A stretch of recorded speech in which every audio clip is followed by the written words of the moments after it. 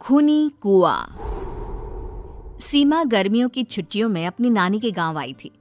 सीमा नानी के घर पहुंचने के बाद अपनी नानी के पैर छूती है और उनसे आशीर्वाद लेती है।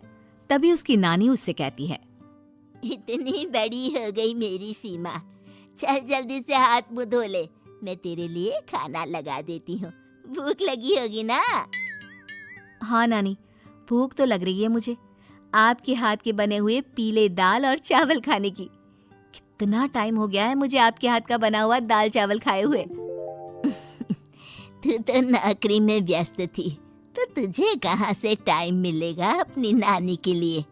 और जब इतने टाइम बाद आई है तो ज्यादा टाइम के लिए रुक कर जाएगी तू। हाँ नानी, इस बार पूरे 2 महीने के लिए आई हूँ। सीमा की नानी अंदर जाकर उसके लिए खाना बनाने लगती है। सीमा कमरे में अकेली होती है। तभी उसे किसी औरत के रोने की आवाज सुनाई देती है। वो कभी खिड़की से बाहर झांकती है तो कभी दरवाजे से बाहर झांकती है। उसे समझ में नहीं आ रहा होता है कि आखिर रो कौन रहा है। तभी नानी खाना लेकर आ जाती है। वो अपनी नानी से कहती है, नानी, कोई औरत रो रही है क्या? मैं जब से यहाँ आई हूँ तब से मुझे यहाँ किसी औरत की रोने की आवाज आ रही है। हे भगवान, कहीं ये वही तो नहीं? बोलो ना नानी। अरे कोई नहीं रो रहा, ये तेरे मन का वहम है। और तू ना अब खाना खा ले, ज्यादा यहाँ वहाँ की बातों में ध्यान मत दिया कर। जल्दी से खाना खा और फिर मेरे साथ आ जा मेरे कमरे में, दोनों बैठकर खूब सारी बातें करेंगे। ऐसे ही अगले दिन सीमा अपनी नानी के साथ गांव के बाजार जा रही होती है। उसी रास्ते में फिर से किसी औरत के रोने की आवाज आती है। वो अपनी नानी से कहती है,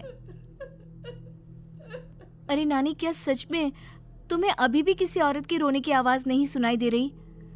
मुझे किसी औरत की बहुत बुरी तरीके से रोने और चीखने की आवाजें आ रही हैं।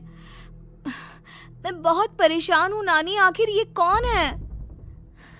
मुझे लगता है कि सीमा को शहर भेज देना चाहिए, यहाँ रहना उसके लिए ठीक नहीं। नानी बोलो ना, आप चुप क्यों हो जाते हो? सीमा, तू घर चल, मुझे तुझसे बहुत जरूरी बात करनी है। नानी सीमा को घर ले आती है और सीमा से कहती है, सीमा, कल सुबह तू शहर वापस चली जाएगी। अरे अचानक? आखिर क्या बात है नानी, आप मुझे ऐसे जाने को क्यों कह रही हो? मैं बस जो कह रही हूँ उस पर ध्यान दे। तू कल सुबह यहाँ से चली जाएगी, और ये बात मैं कोई मजाक में नहीं बोल रही। तू कल जाएगी तो मतलब जाएगी। अरे नानी, चली जाऊंगी मैं, ठीक है, पर आखिर बात क्या है ये तो बता दो। मम्मी से कोई बात हुई है या फिर मुझसे कोई गलती हुई है जो तुम मुझे अचानक से जाने के लिए बोल रही हो? देख सीमा, रात बहुत हो चुकी है और मुझे इस बारे में कोई बात नहीं करनी। चल, अब चल के मेरे साथ सो जा। सुबह की बस पकड़कर तुझे शहर भी तो जाना है। सीमा को अपनी नानी का ऐसा व्यवहार देखकर बहुत ही अजीब लगता है। उसे कुछ समझ में नहीं आ रहा होता है कि आखिर उसकी नानी उसे अचानक से गांव छोड़कर जाने के लिए क्यों कह रही है।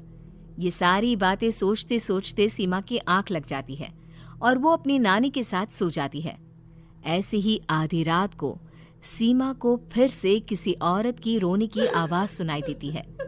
वो उस औरत की आवाज सुनकर बार बार करवटें बदल रही होती है और तभी उसे सपने में भी एक अजीब सी औरत की परछाई दिखाई देती है, जो इतना चीख चीख कर रो रही होती है कि सीमा डरकर उठ जाती है। वो पूरे पसीने पसीने हो रही होती है। वो अपने आसपास देखती है तो घर में बिल्कुल शांति का माहौल होता है। सीमा घबरा जाती है। वो अपनी नानी को जगाने की कोशिश करती है मगर उसकी नानी नहीं जगती। सीमा को फिर से उस औरत की रोने की आवाज सुनाई देती है। आखिरकार सीमा अपनी मेरी बच्ची, हम आ गए, हम तुझे बचा लेंगे। नानी, मुझे यहाँ बहुत डर लग रहा है। यहाँ इंसान की कटी हुई मुंडिया, हाथ, पैर और कंकाल है और खून भी है। नानी, मुझे डर लग रहा है। आप सब मेरी मदद कीजिए, नहीं तो ये खूनी कुआं मेरी बच्ची को भी खा जाएगा। अरे मुझे तो ये समझ में नहीं आ रहा कि आखिर इस खूनी कुएं को खोला किसने। सालों पहले इसको इतनी मुश्किलों के बाद तांत्रिक बाबा ने बंद किया था। अरे पूरा गांव खूनी कुएं के बारे में अच्छे से जानता है, तो कोई भी जानबूझकर तो ऐसा करेगा नहीं। मतलब किसी ने अनजाने में इसे खोल दिया है भैया। सीमा को इस बारे में मालूम नहीं था, और जब से वो यहाँ आई थी तभी से उसे किसी औरत के रोने की आवाज़ें भी सुनाई दे रही थी। कहीं सीमा ने ही तो उसे नहीं खोला। अगर ऐसा है तो फिर सीमा का बचना बहुत मुश्किल है। वहीं कुएं के अंदर सीमा रोते हुए बैठी होती है कि उसे आवाज सुनाई देती है जो कुएं के बाहर खड़े गांव वालों में से किसी को सुनाई नहीं देता। आज सालों के बाद मुझे ताजा खून मिलेगा। तेरा खून पीकर आज मैं अपनी प्यास बुझाऊंगा।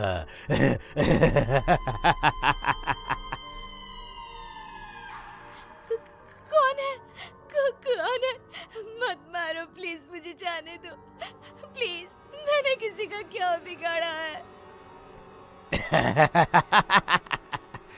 वो तुझे मरने के बाद पता चल ही जाएगा। जितने में गांव वाले और सीमा की नानी कुछ सोच पाते, उतने में उन्हें सीमा के चिल्लाने की आवाज आती है और अगले ही पल सब शांत हो जाता है। क्या हुआ? सीमा, मेरी बेटी। माफ करना बहन, लेकिन अब सीमा वापस नहीं आएगी। हमें एक बार फिर से कुएं को बंद करना होगा। गांव वाले तभी तांत्रिक को बुला कर लाते हैं। एक बार फिर अपनी शक्ति से तांत्रिक बाबा उस कुएं को हमेशा हमेशा के लिए बंद कर देते हैं और वहां एक बोर्ड लगा दिया जाता है कि यहाँ आना मना है।